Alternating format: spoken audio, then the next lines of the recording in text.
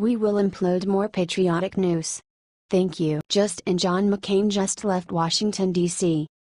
After teaming up with the Democrats and the two loser GOP senators in voting against an Obamacare repeal on Friday, John McCain got news on his next stop.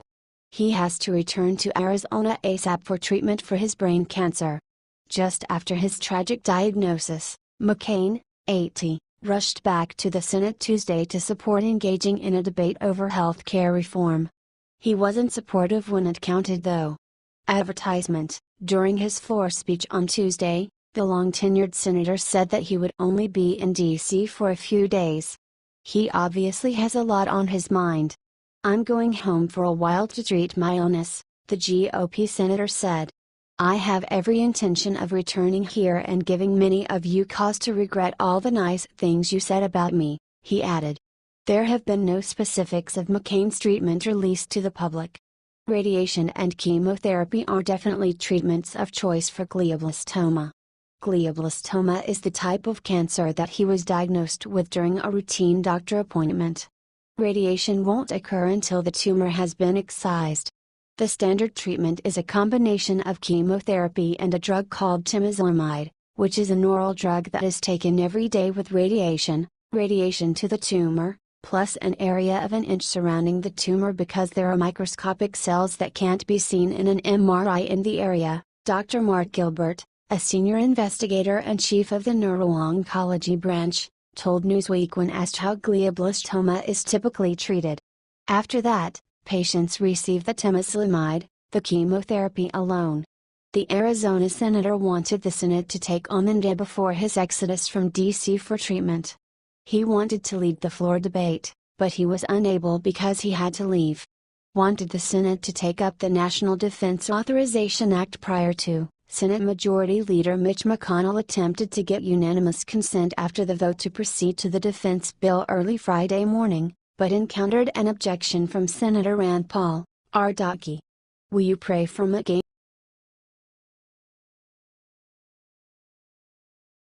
Trump woke to find huge surprise 6 months into presidency. The liberals and the media and the rest of Trump's enemies were sure that Trump's presidency would be a disaster. A total disaster they all predicted. Not a kind word was said. Which was strange because if the Democrats had tried to work with him, Trump's accomplishments would put him on Mount Rushmore. But without them, Trump still did amazing things. This is a remarkably impressive and totally accurate list of Trump's accomplishments in his first 6 months. We would like to thank the good reporters at the Gateway Pundit for putting this list together. Stock market in President Trump's first 6 months since the election and since his inauguration, the U.S. stock markets are at record highs and millions of Americans are benefiting in their retirement savings accounts. The Dow daily closing stock market average has risen 18% since the election on November 8. On November 9 the Dow closed at 18,332, yesterday on July 19 the Dow closed at 21,641 for another all-time stock market closing high. Since the election the Dow has set a new all-time closing high 1 out of every 4 days the market is open. Since the inauguration on January 20 the Dow is up 9%. It was at 19,827 on January 20. The Dow took just 66 days to climb from 19,000 to above 21,000, the fastest 2,000-point run ever. The Dow closed above 19,000 for the first time on November 22 and closed above 21,000 on March 1. The Dow closed above 20,000 on January 25 and the March 1 rally matched the fastest ever 1,000-point increase in the Dow at 24 days. On February 28 President Trump matched President Reagan's 1987 record for most continuous closing high trading days when the Dow reached a new high for its 12th day in a row. The S&P 500 and the Nasdaq have both set new all-time highs during this period. The U.S. stock market gained $4 trillion in wealth since Trump was elected. The S&P 500 also broke $20 trillion for the first time in its history. U.S. debt as of today, the U.S. debt has decreased under President Trump since his inauguration by -$103 billion. President Obama increased the U.S. debt in his first 6 months more than $974 billion or nearly $1 trillion. The difference between Presidents Trump and Obama is more than $1 trillion. Jobs. According to the Bureau of Labor Statistics, President Trump added a projected 1,027,000 jobs in his first 6 months, January through June 2017. President Obama, on the other hand, lost more than 3,826,000 jobs in his first 6 months. Unemployment. Also, according to the Bureau of Labor Statistics, the unemployment rate since President Trump's inauguration decreased from 4.8% to 4.4%, January through June 2017. The unemployment rate in January 2017 was 4.8% and by June it was down to 4.4%. Unemployment under President Obama, on the other hand, moved in the opposite direction. In his first 6 months as president, the U.S. unemployment rate increased each month from 7.8% in January 2009 to 9.5% by June of 2009. Inflation. As noted earlier this week, according to the U.S. Bureau of Labor Statistics, the U.S. inflation rate decreased to an 8-month low in June to 1.6%. This is in part due to President Trump's energy policies that are helping average Americans with cheaper gas and electricity. Housing sales. Housing sales are red hot in the U.S. right now. In 2011, houses for sale were on the market an average 84 days. This year, it's just 45 days. According to the U.S. Census Bureau, there were nearly twice as many U.S. housing sales in the past couple of months as there were under President Obama in 2009 during the same time period. The annualized housing sales rate for May 2017 is reported at 610,000, where in 2009 this amount was only 376,000. Decrease in regulations. One of the first things that President Trump did in office was to reduce the number or burdensome regulations put in place during the Obama era. In January, President Trump signed his 2-for-1 executive order mandating that for every new regulation, 2 regulations needed to be revoked. Even far-left Politico notes that significant new federal regulations since Trump's inauguration have slowed to an almost total halt. Regulations cost Americans and American companies money to implement and maintain. Reducing or halting regulations allows companies to spend their money on more prudent money-making areas. Other results. The U.S. Manufacturing Index soared to a 33-year high in President Trump's first 6 months, which was the best number since 1983 under President Reagan. The Federal Reserve has increased interest rates 3 times since President Trump was elected into office in November. The Fed increased interest rates only once in Obama's 8 years prior to the increase after President Trump's winning the election in November. Illegal immigration is down almost 70% under President Trump. NATO announced allied spending is up $10 billion because of President Trump. After being nominated by President Trump, constitutionalist Judge Neil Gorsuch was confirmed and sworn in as Supreme Court Justice in early April. The president has signed around 150 executive orders, memoranda and proclamations as of July 19, including dismantling Obama's climate change initiatives, travel bans for individuals from a select number of countries embroiled in terrorist atrocities, enforcing regulatory reform, protecting law enforcement, mandating for every new regulation to eliminate 2, defeating ISIS, rebuilding the military, building a border wall, cutting funding for sanctuary cities, approving pipelines, reducing regulations on manufacturers, placing a hiring freeze on federal employees, exiting the U.S. from the TPP. Share this with all Trump supporters and especially with all Trump doubters.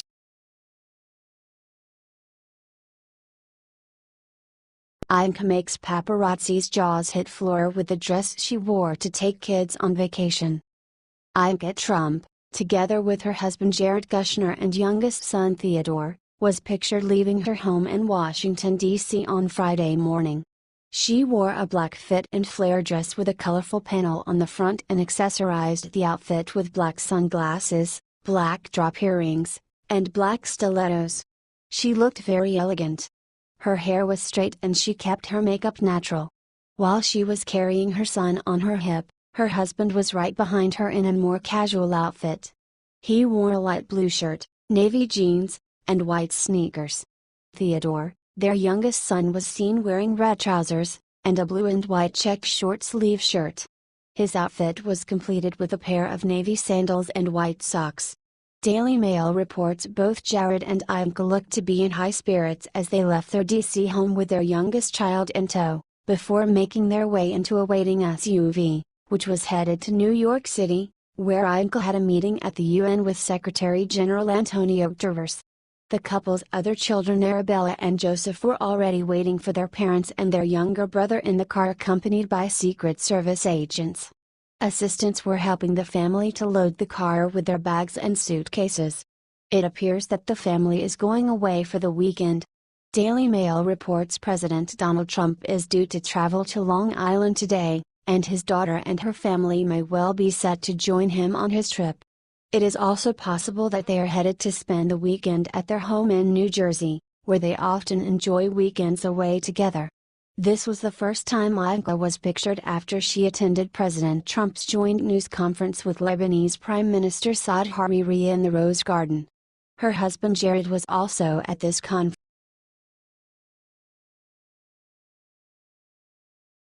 Trump discovers what Obama wasted $300 million on in Afghanistan, instantly ends program. Former President Barack Obama wasted millions of taxpayers' money in order to pay the salaries of the so-called ghost soldiers and police officers in Afghanistan. However, it was found out recently that these ghost soldiers are still being paid, but they don't actually exist. This means that they can't participate in any operation against the jihadist enemies, which leaves the Allied forces short-handed. Special Inspector General for Afghanistan Reconstruction, John Sobko, recently was interviewed by Cheryl Atkinson of Full Measure about his problem. Sobko said that Pentagon under President Trump found out about this problem, which is worse than anyone thought. Conservative Nation reports, "We've been raising this concern about ghosts going back a number of years," stated Sobko. "Actually, I want to say we heard about it from Afghan President Ashraf Ghani years ago before he became president. He warned me about ghosts. So we started looking 3 years ago. What we're talking about are policemen, Afghan military, Afghan civil servants who don't exist, or they have multiple identity cards and we're paying their salaries," he explained. "By we I mean the United States and the international community. And we started finding out that we had no capacity to measure the number of soldiers, teachers, doctors, military people who we are paying their salaries. Although these people don't actually exist, they are still being paid. The money has gone to personnel accounts."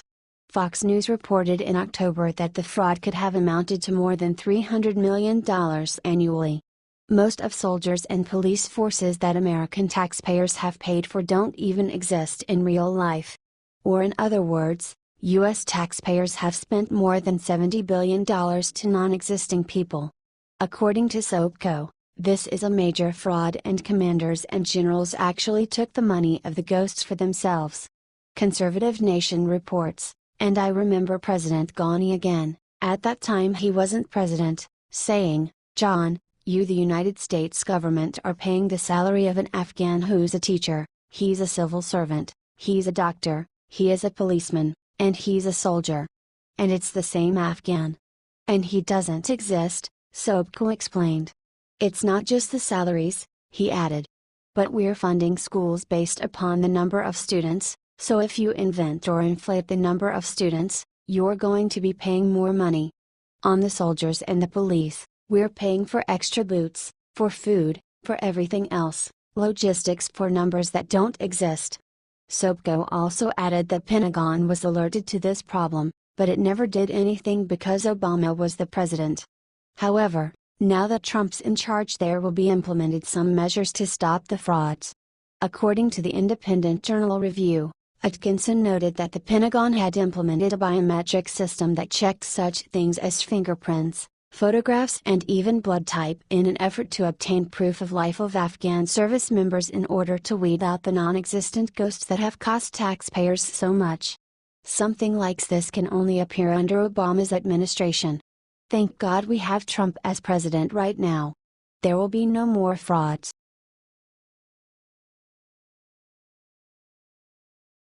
Melania gives millions back to taxpayers that Michelle Obama greedily devoured.